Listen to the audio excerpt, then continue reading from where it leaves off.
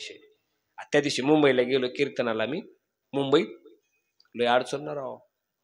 कीर्तन संपलं नाही का मित्र मला भेटला, ते म्हणला चल माझ्या घरी चहा घ्यायला, जेवण बी कर म्हणला घरीच आणि मुक्काम बी कर.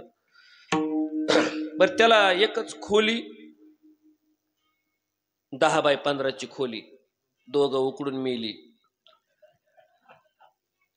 त्याच्यात अख्खा संसार, कॉट तिथंच, किचन तिथंच, सगळं तिथंच. मला म्हणला इथंच मुक्काम करायचं. अरे म्हणलं जेवण करतो आणि जातो मी हॉटेलवर तिकडं मुक्कामाला, काय थांब, इथं थांब म्हणला. तू आता लय इंस्टाग्रामवरून फेसबुकवरून टीव्हीवरून सारखा दिसतोस म्हणला, लय अभिमान वाटतो राव तुझा, आजचे दिवस माझ्याकडे मुक्काम कर म्हणला. तर म्हणलं चल. त्याला 4 लेकरं, खोली 10 बाय 15ची. बरं जेवत जेवत गप्पा झाल्या आमच्या आपल्या जुन्या कॉलेजच्या काळातल्या. आणि मला म्हणला इथंच झोपायचंय. म्हणलं हो डन, इथंच झोपायचं, इथंच झोपतो, काळजी करू नको. कॉटवर झोप म्हणला तू इथं.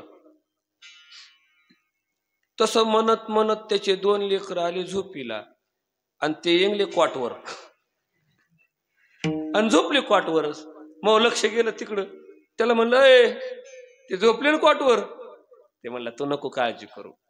त्यानं ते झोपी गेलेले 2 लेकरं उचलले आणि कॉट खाली टाकले. मला वाटलं झाली जागा मला. पुन्हा थोड्या गप्पा रंगल्या की दुसरे 2 लेकरं कॉटवर जाऊन झोपले. अरे म्हणलं आता जागा झाली तर गेली ही बी जागा. ते म्हणते तू नको काळजी करू. त्या बी 2 लेकराला उचललं कॉट खाली टाकलं. मला म्हणला झोप आता बिंदास कॉटवर. मी कॉटवर झोपलो. सकाळी उठून बघत होतो मी बी कॉट खालीच.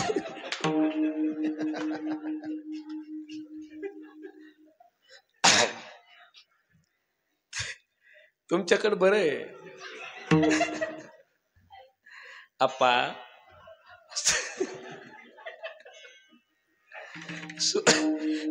तुम्ही ना सुखी सुखी माणसं असे सुखी. एक बोलू का, आणखीन लय चांगलंय का, तुम्हाला खरंच गाईचं म्हशीचं ओरिजिनल दूध खायला भेटते. आमच्या तिकडं पुण्यातलं दूध, पुण्यातलं दूध, पुण्यातलं. तुमच्याकडं म्हशीचं दूध, आमच्याकडं पुण्याचं दूध. मी पोराला विचारलं माया बाळा दूध कोण देत र. ते म्हणला तो मामा सकाळी येतोय.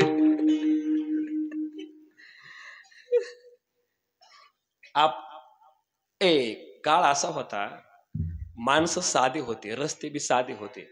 आता काळ बदलला, रस्ते डांबरी झाली, माणसं डांबरट झाली. पूर्वी कुणी गावात मेलं तर अख्खं गाव रडायचं.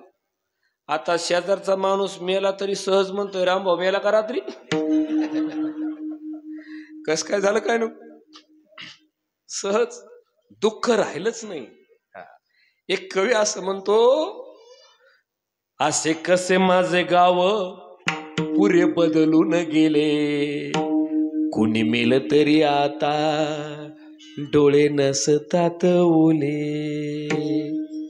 आई तो काळ वेगळा होता. अजून बी तुम्ही आम्ही नशीबवानाकडे बाबा, तुम्ही तर लय नशीबवान आणि आम्ही सुद्धा नशीबवान आहेत. आपण बी माझ्या वयातले जे आहेत ना ते सगळे नशीबवान आहेत. ही पिढी आपली पिढी, आपल्या नंतरची पिढी तेवढी नशीबवान नाही.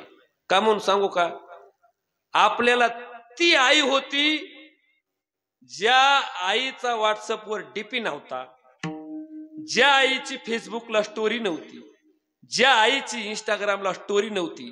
त्या काळातले आम्ही आहे, आम्हाला अभिमान आहे. आता आईची इंस्टाग्रामला स्टोरी, फेसबुकला स्टोरी, लाईव्ह स्टोरी. बोलू का थोडं. पूर्वी ऐका, पूर्वीची बाई स्वयंपाक करायची घरातली, पूर्वीची घरातली बाई स्वयंपाक करायची आणि बाहेरची नाचायची. बाबा आता उलट झालंय, आता घरातली टीव्ही पुढे नाचती आणि बाहेरची स्वयंपाकाला येते. हो तुमच्याकडे अजून नाही आलं ते फॅड, आलंय हळूहळू, तिकून इकडे येते. हे तिकूनच त्या समुद्र मार्गानेच येतं इकडं, हळूहळू हळूहळू. आता शिक सुरुवात झाली कुठं कुठं, लग्नात नाचायला झाली की नाही सुरुवात.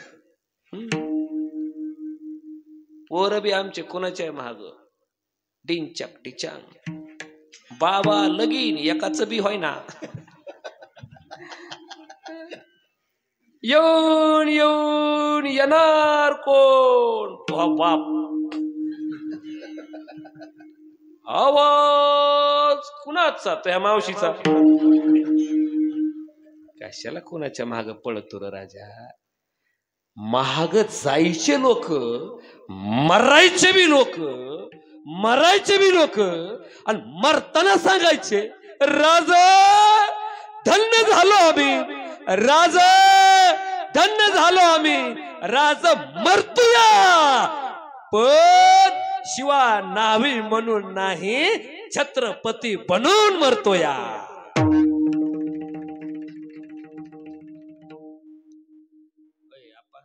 आताच्या नेत्यांनी म्हणू द्या बरं, मराया तयार होतोस का, ते म्हणे तो राजकारण, ते गेलं चुलीत. कोण कोणासाठी मरायले, का राजासाठी माणसं मरायची. पण हे सगळं करण्यासाठी शिवबाराजांचं तेवढं कुळ पवित्र होतं.